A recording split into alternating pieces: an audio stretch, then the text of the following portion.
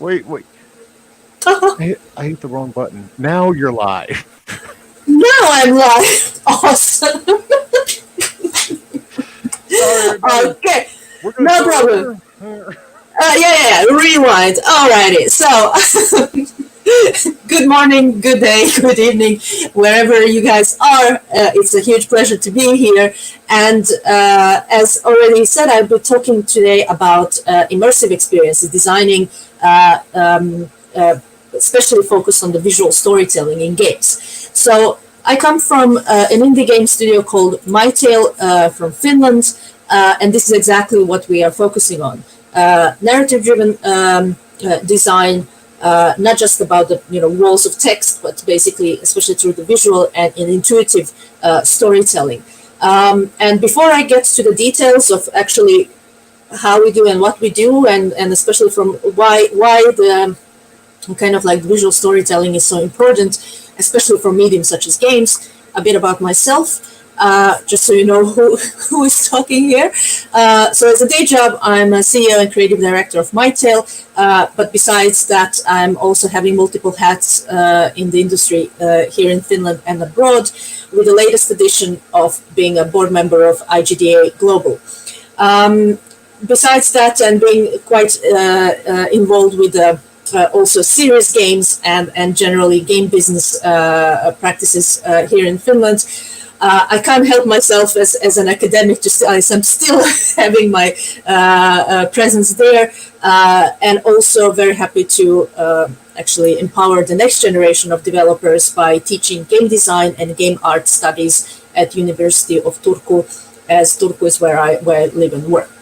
So let's get straight to the point. So what we do and what is something that MyTale is known for already, and also something that from our previous experience in the industry, as my whole team and we have been working on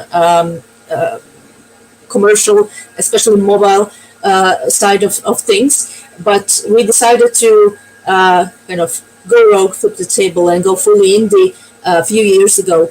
And this is what we truly believe. It's about interactive storytelling and how you can actually use stories to really engage with your, because we already know how stories are really powerful tool, not just for marketing and so, but generally to really approach the audience, whichever kind of product you are having. And especially games as a completely new medium of expression allow so many levels kind of like that you can engage with your players. So what we do as a company, I mean, because we have wide expertise, I mean, we are mainly senior developers in the team. It's 12 of us, so not that big team, but still we kind of like, depending on the type of product and the design, therefore kind of we consider ourselves cross-platform kind of developers when it comes to also the type of engines or even custom things that we provide. But we also do VR and AR, well, generally all the Rs, depending what is needed, again, especially for B2B services. Because being indie, I mean, one thing is that in order to keep independency, in order to have that saying, especially when it comes to experiences that we wish to design, we understood that we really have to, like, that freedom of experimenting only really comes from being an independent. We are not saying no, obviously, for sort of like a publishing deal or investment if it makes sense. But again, just seeking the sort of like money for sake of money is also something that can, especially in the longer run, limit you when it comes to, depending on which partners obviously you work with, to experiment, to really get into what kind of opportunities the game technology has there, especially for the creatives and in the medium that it is, because games are multidisciplinary when it comes to not just development, but also the sort of message and the experience that they give. So this is why we believe that we need that freedom to really see what works, what doesn't work, what to literally experiment, like in the kind of like in the Renaissance times. And so, yeah, basically what we believe is that the future of gaming in general, especially when it comes to, I mean, our lives are already gamified quite much. So basically, especially with this sort of creating custom gamified solutions for example, our clients, we can see that kind of the quite big round for the or the route for the game development is in gamification and integrating the tasks and needs of everyday life with the activities that can be purely personalized for each user individually. And that is the whole thing. That's actually what games and tech can do nowadays. And we see a huge potential here, and we already know from the business perspective by having a profitable company that this is something that actually works. But now, how do we do it? Where do we even start? And this is something that I want to talk about, as short as I can when it comes to like the talent and everything else that needs to be taken in mind, not just the code and potentially even art as such, but what does the whole experience takes. So first of all, when we think about the games in general, and so first of all, why do we make the games, but also why do we play games?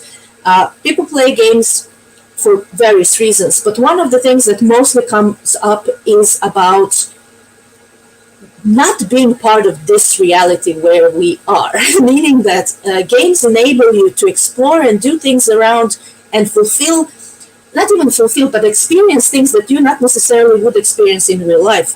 And by that, basically achieving some sort of level of fantasy, which whatever that fantasy may be. And again, by fantasy, not necessarily here talking about the fantasy of, like actually being in the, medieval castle and having that whole, like romanticized fantasy. We're here talking about not being part of this particular experience that you do have in a real life. So basically expanding these experiences to another realm.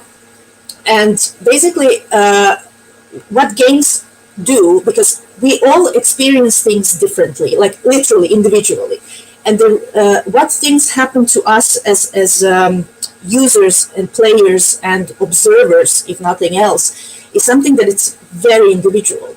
For example, if you just think about any other medium, reading a book, watching a movie, or even playing a game, even if we do the same kind of actions, every player experiences differently. Same like with the movie. We can watch the same movie, but for example, personal tastes, previous experience in the same, let's say, genre, expectations, even the mood. If you just had literally a bad day, you might not experience it in a certain way as you would in another day. So basically, there's a lot of factors that affect how we actually experience any medium, and especially games which are having whole audiovisual and the sort of cognitive impact there. So basically what games do is that players are the ones that create the fantasy.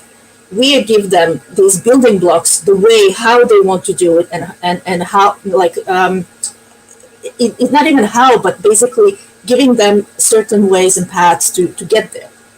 And even when we think about branching narrative and choice-based games or anything like that, still it's still part of the illusion that you are actually making some difference, although we know for a fact that we design things in a way that it's exactly that experience we want to give them.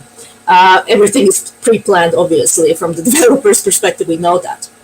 But now where does the visual narrative and how does that actually work, and why is it so powerful? So when you think about, and this is nothing new, this is like a story all this time when it comes to humans understanding the visual language and communicating visually. I mean, this is something that various branches of philosophy, especially art history and so on, can teach us a lot about. So the point here, what I want to show is also the knowledge is there. Now just to implement it outside of just, let's say, coding or things that, which obviously AAA games have figured that out, but also not just AAA games. Indies are making so much impact with this sort of experiments. So like how you can actually utilize that medium, outside of this sort of market-driven games, because how it works, and here we have like one very poetic experience example here, with like the painting and the screenshot from Horizon Zero Dawn. But how does that actually work in practice? So when you think about the theory, and I promise, even as like I'm not gonna go into detail, this is just like a glimpses of it. But when you think about the way how we communicate, and as humans, again, from the sort of like from word to written word, from that written word that becomes a symbol or a sign that actually becomes signified by the viewer, by the receiver, to actually receive that message through that sign, which is, again, semiotics is something that like as a study of meaning and meaning making, because we as humans, we also will find meaning in things that we not necessarily even intended to put the meaning in, to be honest. So this is something that we, like, this is how our brain works. So when we start using these practices from, let's say, semiotics or any kind of this sort of like art theory, to put it, when it comes to the color and all other symbolism that you can actually use. Also, it's really important, especially the games as a global product, is to really have in mind the culture, time, as literally what kind of historical period maybe we're talking about, or combining, or what kind of things you are actually making there, and what kind of medium we are here speaking about. So all of this gives us building blocks for us as developers, as designers, to actually utilize these best practices. So again, not to reinvent the wheel, but to actually utilize very established knowledge, which can help you so much when it comes to now the interactive storytelling and immersive experiences. Because one of the big things when it comes to the design, and also like how to even choose which language, which visual kind of like approach you should even start with, it basically goes also like it must follow, and it starts with the actual game design. Now, here, just as you all know, very broadly, like put together some of the genres. There are quite many more, and obviously quite many like subcategories. But just to give an example of, like, even if you have, so design driven in a sense that depending on the game genre, depending on the platform, like all of this, also if it's a cross-platform, how that whole thing will actually fit, because you want to have the same kind of experiences for the players regardless of the platform. Because now when you think about the mobile, PC, console, handheld console, and so on, and if you have the same game that is ported, lots of things have to match, which is very challenging, even that it might sound like, oh, you just port it to console. No, it really has to, because it's all about the general experience that we give. So it's really important to have this sort of genre-specific, also like what works, what doesn't work, from the best practices, pretty much what we can get from the like research, but also kind of like what kind of genre-specific example, like from these examples here, like what does that really mean when it comes to the behavior and things that may happen inside the game, and how to approach it, like how to actually go further in. Because one thing is that you can obviously combine these things. You can especially if you're creating a game, or there's sort of like idea that needs resources from or know-how from various disciplines. For example, we have well-known Witcher series, which again combines quite many different aspects of like from the kind of a bit of fantasy, folklore, a bit of, like a lot of stuff that actually like it's part of the game, and how it actually matches together. Because the whole thing of building a fantasy is that fantasy must be continuous from the beginning of the game till the end. So whatever kind of thing you are adopting from whichever aspect, like of these sort of like, if you think about history-based games, like something, let's say, based on a, or just think about the World of Tanks or something like, which basically needs to have this certain authenticity when it comes to, certain parts of that. So this is like adopting that knowledge now into the new discipline, meaning, or the new experience, such as games, is important, that not to break that fantasy at any moment. So whatever kind of weird thing you might make, but it works for that world because you are creating that world. Stick to it. That's the main thing. Stick to the weird, because that weird becomes the part of the lore, part of the world, and that's kind of the normal. That is the thing which is also kind of the rule of the game. So, because for the player, what is the most important thing for a player is to know at any time, literally at any time, from the tutorial to the very last boss, to be able to answer these questions here. So where am I? Literally, do I know exactly in which part of the what am I doing? And am I kind of in any danger to actually lose? Or do I have everything I need to proceed further?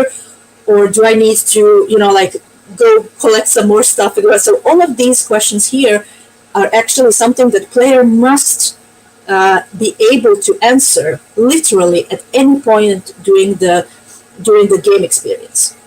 And what is really important here, and why I had this moment of the genre specific, because if your game belongs to a certain genre or mix of genres, there will be previous expectations, obviously, of the best practices as well, what makes sense, what for the experience itself, what players expect actually to do. So if you have a shooter game, you straight away kind of know, okay, so it's a shooter game. I know what to. It's a strategy game, or it's RPG. I'm yes, I know exactly what to expect from this game.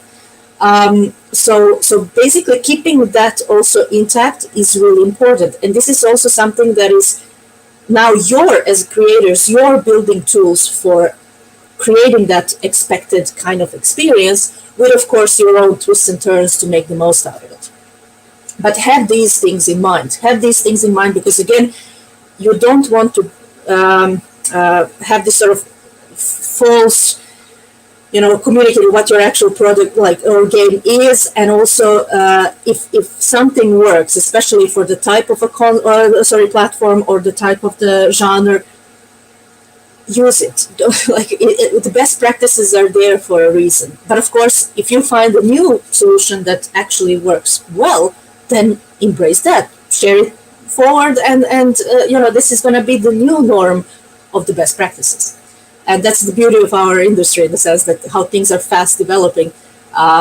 This is how we learn from each other and from the games we do.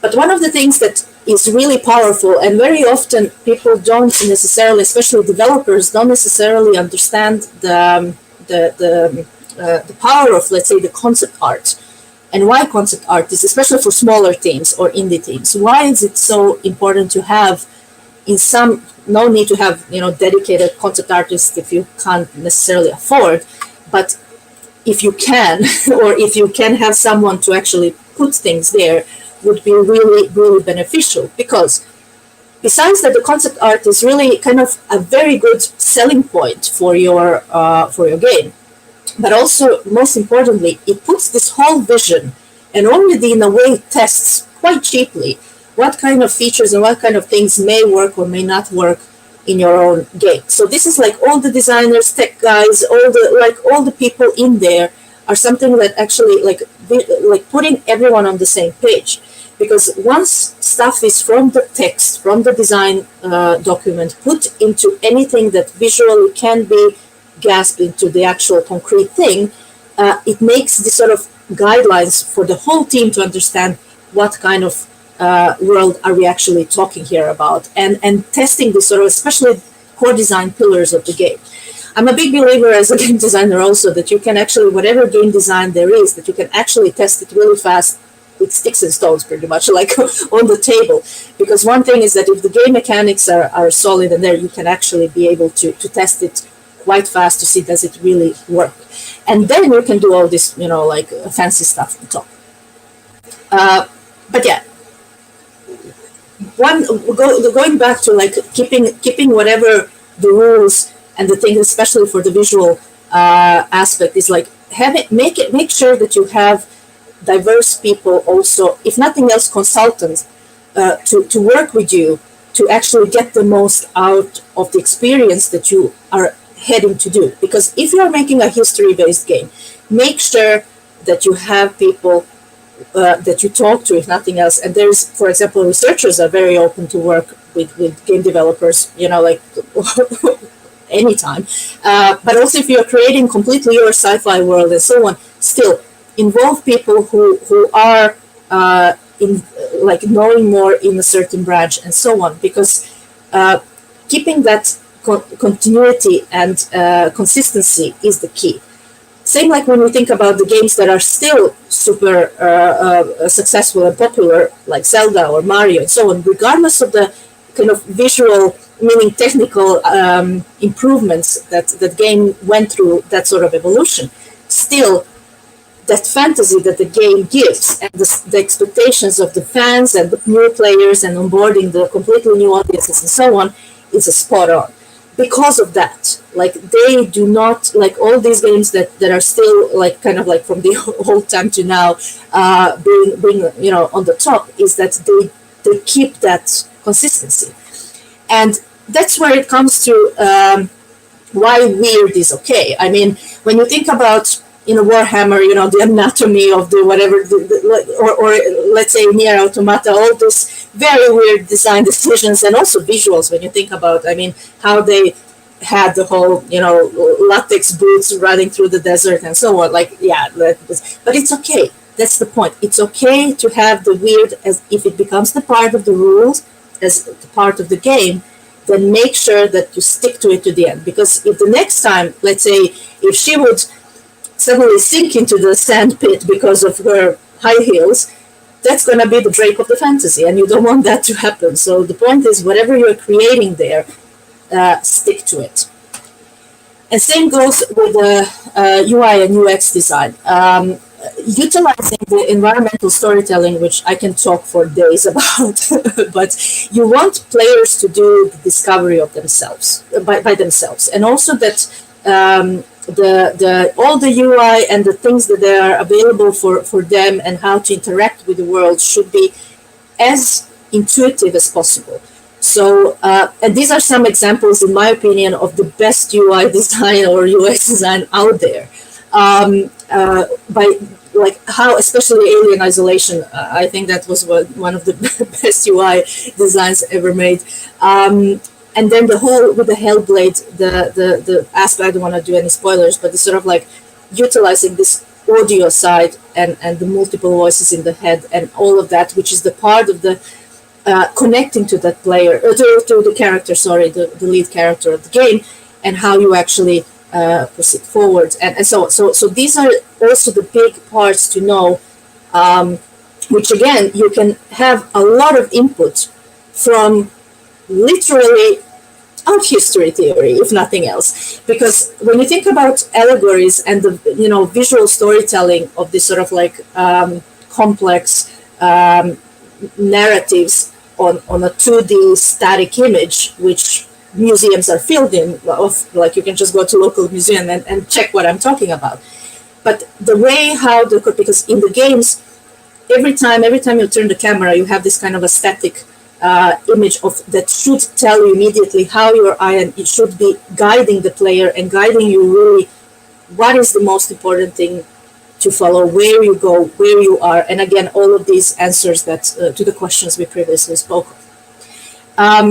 And this is something that we discovered as well, that like in order to create such approach, you really need to have diverse know-how inside the team, or to consult with the people from outside of, let's say, engineering per se, because humanities are filled with already existing knowledge that are giving so much value actually for us now in this medium of expressing our creative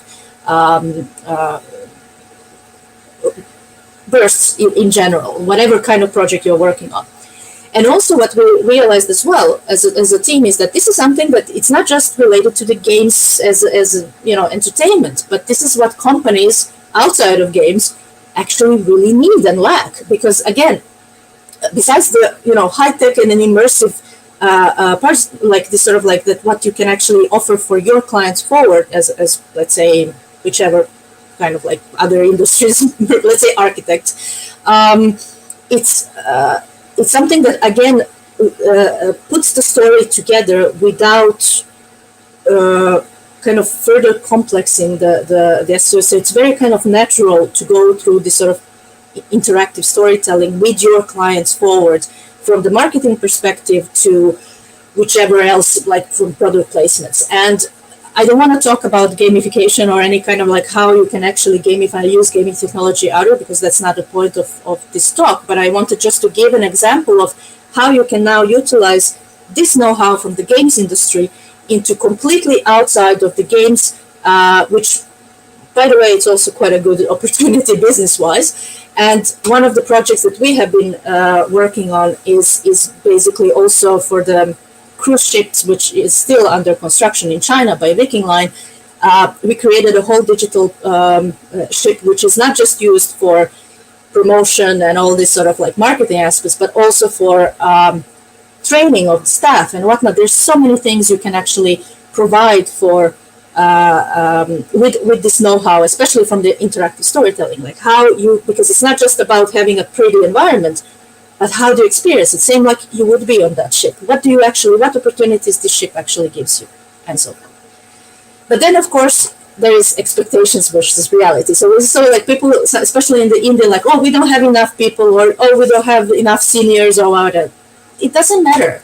The thing is that between the difference between junior and senior is pretty much like how much, kind of like, how are you going to handle it? I mean, how many kind of like, but still you're going to get the stick in your face sooner or later. That's kind of like the regular, and you keep learning. That's the thing. Like, no matter how many years in the industry you are, you keep learning, you keep expanding, and something that is very common, no matter are you junior or senior, the new stuff is going to come up and bite you, in the sense that even that you are, you solve one thing, there will be more.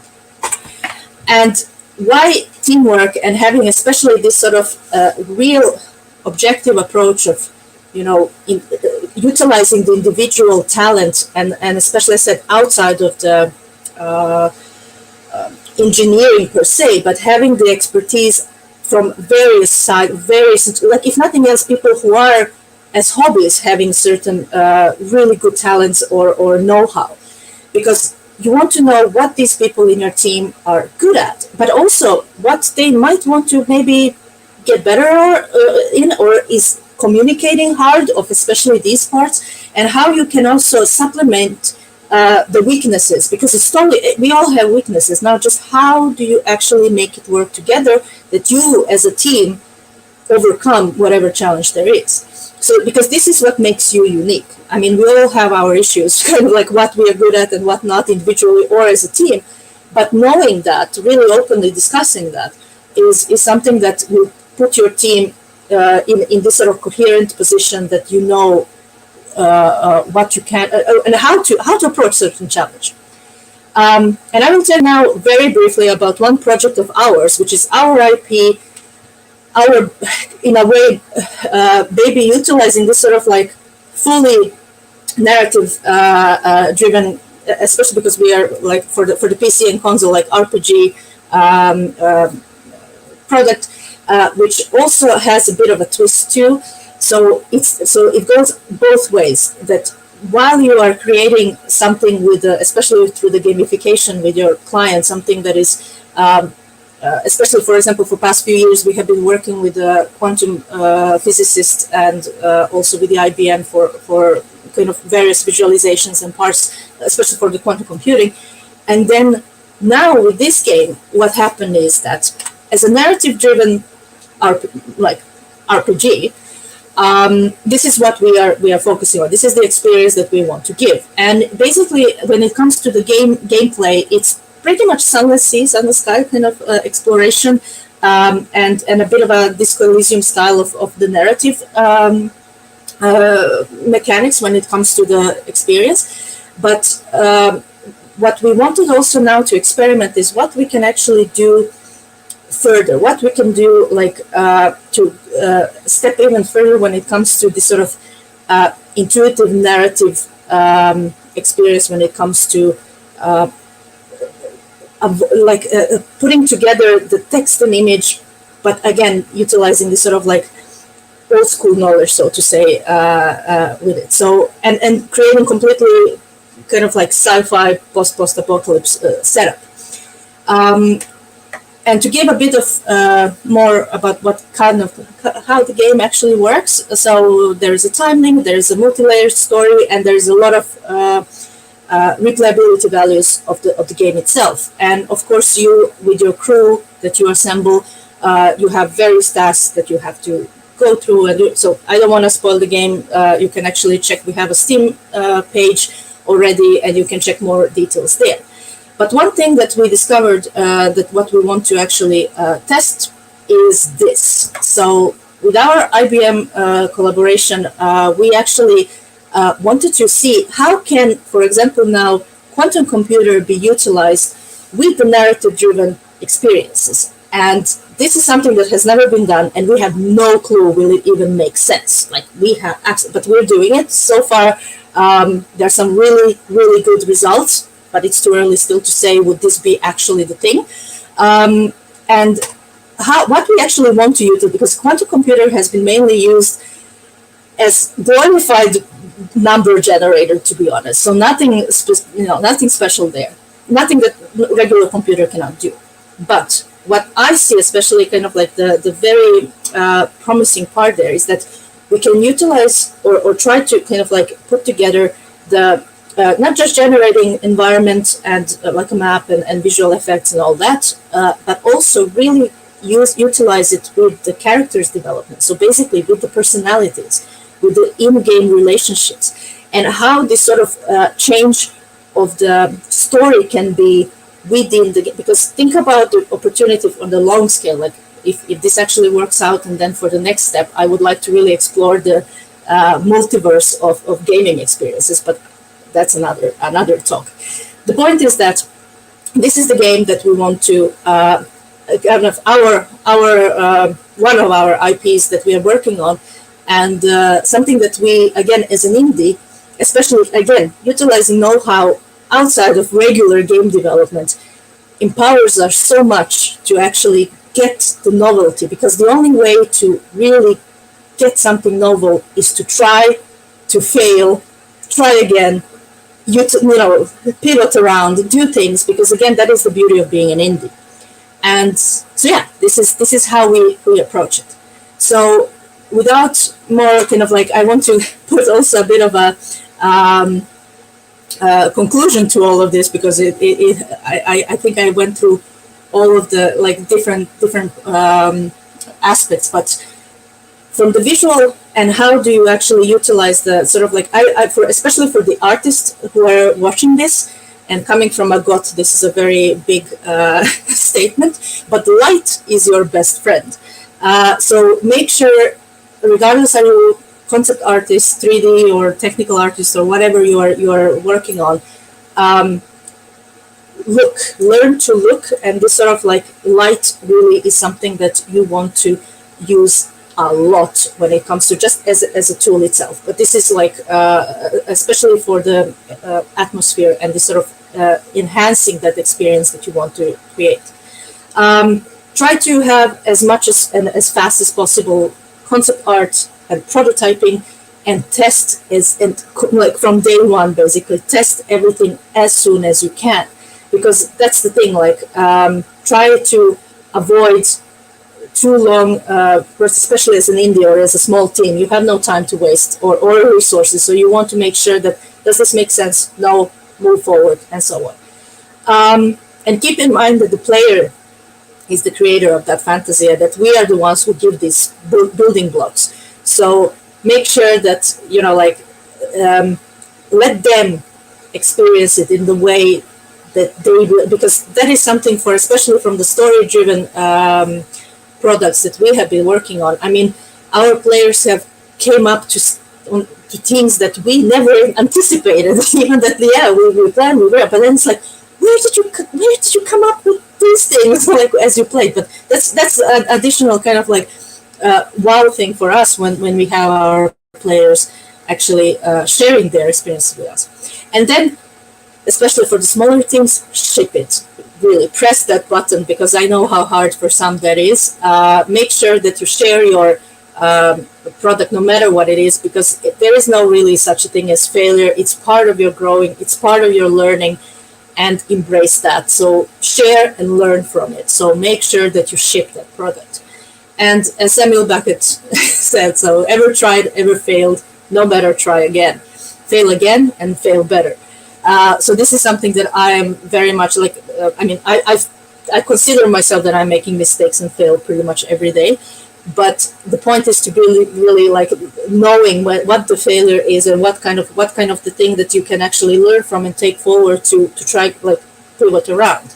And yeah, just at the end of the day, really enjoy what you're doing, and make sure that, again, the visuals are something that are your tools, like the visual narrative. Sorry, it is your tool to share that story that you want to give, and they will build it forward in who knows what directions. But that is the fun part for us.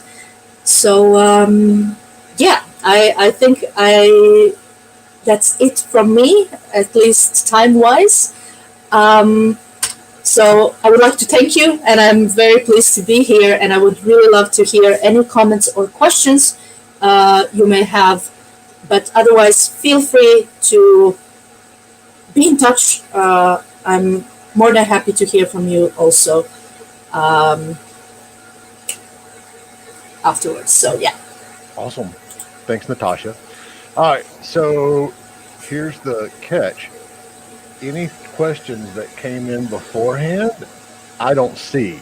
So if there That's are fine. some in chat, let me know, and I'll go ahead and say, if you popped a comment or a question in before, like literally 2 minutes ago, pop it up again, and we'll get to answering them. Sorry, I've been busy this morning. I've been running around like crazy. And also, this is totally like, it's all, crystal clear what I've been speaking of. No, kidding. But no, it's if nothing else, you and I can chit chat about these things. Do you have any question or comment?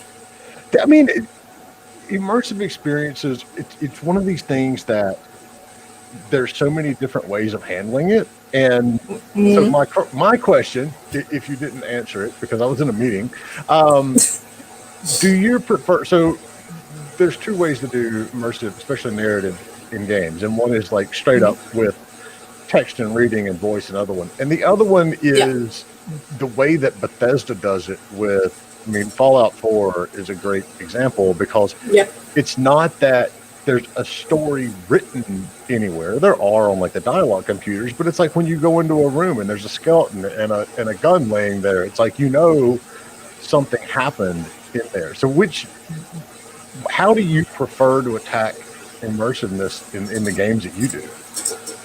Well, depends on a game. Depends on the design we are aiming for. But basically, this is the part, especially when you talk about Bethesda, like this is the intuitive side of this sort of like providing that experience. Because if you come into the room, and now this is sort of the act of discovery, and not just discovery of the body there or whatever, but this sort of like having this sort of moments where player must do the discovery, meaning that discover what happened there. It's not just the Fallout, but generally thinking about games, that feeling of having that discovery of story bits or whatever it is, not just looting the body, but basically figuring out what happened to the character or to the world, or like in Horizon Zero Dawn, like building up all that until the last kind of reveal. That's the sort of the discovery excitement, because this is something why also games are not just good in as a medium for intuitive approach of game design and storytelling, but also when you think about gamifying now, let's say educational or whatever healthcare solution is utilizing this know-how, because we learn differently, we do things differently as individuals. So, and we have also, if nothing else, our tastes vary and moods. Like now I feel like shooting zombies, but next, maybe next hour I will be more into point and click adventure. So basically, according to that, also having this ability for a player to really do own discovery, because this is through discovery that knowledge and excitement stays more engaging for the player, except just giving the facts that, hey, this is what happened here, and this is that's not fun. It's not the sort of exciting as much as you discovering it. So this is something that I think is why I think that for the future of the even utilizing games as a or gamification or gamified solutions in general is actually utilizing these aspects of game design outside of kind of entertainment, because that's how you will engage and motivate players or users to go through whatever experience you're actually delivering. But I would say the biggest impact for at least from the experience of our games and designs, but also working with the clients and so on, this sort of letting people do their discoveries inside the world you built is the biggest impact, really. And there are, again, audiovisual effects there to keep it there. So question from Nightwolf along these lines. How do you create that experience with a heavy narrative that does not allow the player to jump far enough ahead in the story, get spoilers, or randomly get to the end through deduction or skipping many steps? Wouldn't blocking the player from jumping ahead in the story just halt immersion? Okay, well, first of all, I would say your narrative designer together with the game designer, especially if it's a one person in the indie team, might be the same person. I would say that what is very good tactic for that to avoid like this sort of might be to really have stuff chopped to different places, different parts, and basically having the hints that as the branching happens or whatever you are, depends what system you are creating and how the game mechanics go. But basically that you are in a way connecting these dots. Again, it is a lot of work, unfortunately, but to avoid, again, like making sure that it all mixes, because if you discover even through one hint within one sentence that there is something that you might have had somewhere else, especially in the heavy narrative, kind of like that you have lots of things going on, kind of like make them connected, give the hints here and there, especially if someone happened to miss something. But then again, if the game is designed that way that you can't progress until you discover this or that or this, then it's a clear way how kind of like you have to discover this to unlock this, to unlock this. But it's a game design kind of like together with the narrative design. So these two people who work on the game design and narrative design, they have to spend a lot of time kind of like planning it out. But my kind of hands-on advice would be chop it into smaller pieces.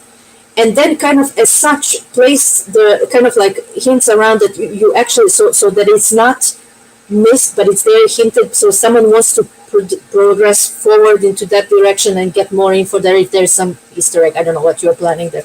But this would be kind of like chopping into smaller pieces, because no matter how big the cake you have a spoon at the time. Kind of that's the main thing that you might want to consider, no matter what you are creating. So give them a bit by bit. All right, and so Cauldron on Twitch said, this was earlier, and so I'm interested because I don't understand it either. Said, I'm not sure I get. Oh, I don't know. Am I even able to answer? Let's see. What's the question? They say, I'm not sure I get what the quantum stuff is about. So what was the quantum stuff about? It's just me being insane. Okay, so basically we have been working in quantum physicists for quite a while, especially on the stuff for the physicists that they needed, especially for the visualization of the, from the superposition to quite many other things. Don't want to bore with that. I mean, I'm a quantum physics nerd, but that's just more like a hobby compared to what they actually do there. But the thing is, with this collaboration and also like discussions with the IBM, especially research group from the Zurich here in Europe. So basically, what we can, because when we were in Finland, and we also discussed sort of some our IPs besides the projects we have been collaborating on, the idea came to sort of like, how can we utilize the like, because quantum computer is a really powerful thing. But then again, for the games, not necessarily yet have any value whatsoever. Because as I said, like I mean, pretty much so far, the only thing that the quantum computer kind of like everything the normal computer can do. So that's like, why would you even use quantum computer for anything else? But what we actually came up with, and how this whole crazy idea came up, is that first of all, Clay as a game is going to be also available as it is, like with our systems, our architecture, and like whole system there behind, like the back, like all that. But what we want to have is that for the players to have optional, that they can actually kind of turn on kind of the quantum thing, that basically can have additional layer where the choice and possibly not making a choice. And I'm not talking about text choices. I'm literally talking here about, let's say you're exploring the world. Now you come across a bucket, for example. We don't have buckets in game, but I'm just letting you know. So let's say you come across a bucket. Now the question is, do you look into that bucket or you just pass by it? So these are the ways how the rest of the narrative also can be addressed. So basically all these choices within the gameplay as such, not just the narrative choices, but literally the choices of your gameplay can actually, on the kind of bigger picture, affect the whole gameplay experience and what kind of the ending and what kind of things you can have later. So this is something that we are working on, and it hasn't been done, and we don't know can it be even done, but we are, so far seems quite promising. So we are exploring this completely, and we're going to share all the failures of that. So I think we already, especially with Dr. Wooten from IBM, we already said, like, even if this doesn't work, I mean, that's a great set of articles to share this knowledge and say that, like maybe someone else comes, like just saying that this is the beauty of being indie, that actually we can see, like, what and how to do, because so far quantum computer was completely useless for the games as such, unfortunately.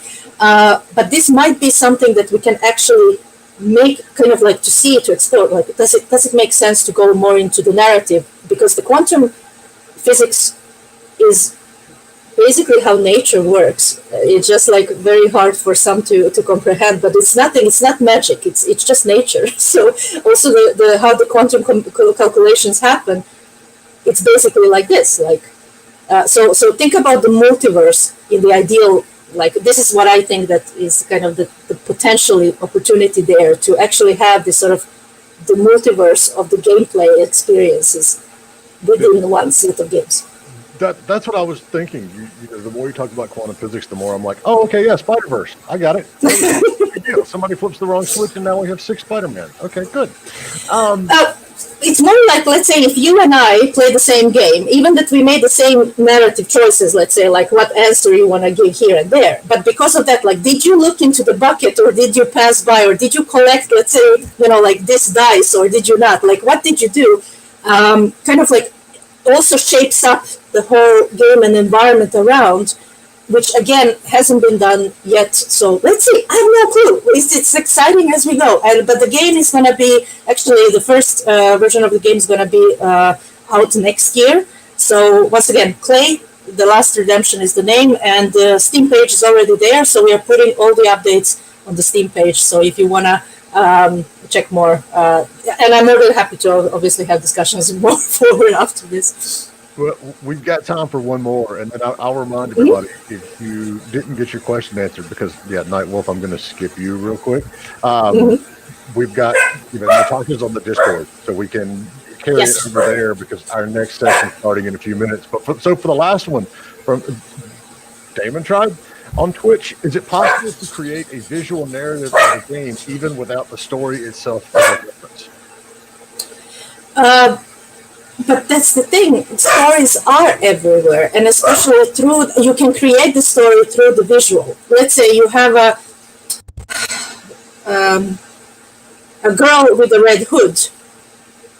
Like it can be connected to the Red Riding Hood, or it can be completely. It can be Journey. Like it doesn't. Like the thing is that you can utilize the sort of the visual narrative, or the narrative can come out of the visuals, whatever you are creating there. So the point is that we, as our brains work that way, we will find the meaning and we will find the stuff when nobody else kind of like. So this is how our brains work. I can tell you one anecdote. In one of the visual novels we have been working on, and there was a map, and there was at the end of the game you were supposed to put the code inside, like to actually finish the game, and that code. Some players actually said that they found the code in the map, and map is absolutely abstract. There is no code whatsoever, but for me it was like, whoa, where did you find it? Like, I designed the map. There is no code. What are you on about? You have to go specific place to actually get it. But that's the thing. People will find connections and meanings and find this sort of like stuff where you least expect. And that's the beauty of kind of like giving them this. But no, I can tell you there were no codes. It's just do this. Leads into one of my favorite anecdotes. I mean, I was an English literature major in college, so my brain is like that. It's preconceived to find things in stories that aren't actually there. It's like, Yeah. well, this is an analogy of blah, blah, blah. I had the good fortune a couple of years ago to go see John Cleese and Eric Idle in concert, together on a tour that they were doing. And John put up one of the skits that they did on Monty Python, the fish slapping scene. And it's just standing on a wall, slapping each other with a fish. And John said, one of my greatest fears in life is that 50 to 100 years from now, some college professor is going to put this on a board and go, so what were they talking about? What was the meaning behind this scene? And he's like, there was no meaning. We just thought it was silly and stupid, and we did it. And that was, sometimes that's it. You don't read, but that is, I can totally see. As an art also someone who did this sort of PhD studies in art history, nobody gives a crap about that, but that's fine. The point is that when it comes to this sort of like stuff that actually art theorists write about the art, like that's even so yeah, I fully know what you're talking there about when it comes to this sort of like what people. So yeah, you can totally do other way around, but then again, it will become a story, and then you are gonna start shaping up the visuals according to the story you create and develop. So it's one like hand in hand. But you can definitely do that way around as well. Awesome. Natasha, thank you so much. Thank you for having me. And she's going to be around. Like I said, if you had questions and I missed them, my fault. We can blame it on Indy. That's what we'll do. I don't think he's out of bed. So we'll blame it on it's all good. It's all good. Thank you so much for having me, and looking forward to continue these discussions also later on. So everybody out there, stick around. Give me about 3 minutes, and we're going to have the next session set up. It is a panel from the Gamers. It's called Gamers, but when you do it in voice, you can't really emphasize it. But it's a whole panel on how we're making room for women in games. And so, yeah, give us like 3 minutes, and we'll be right back. Rock on. Thank you, guys.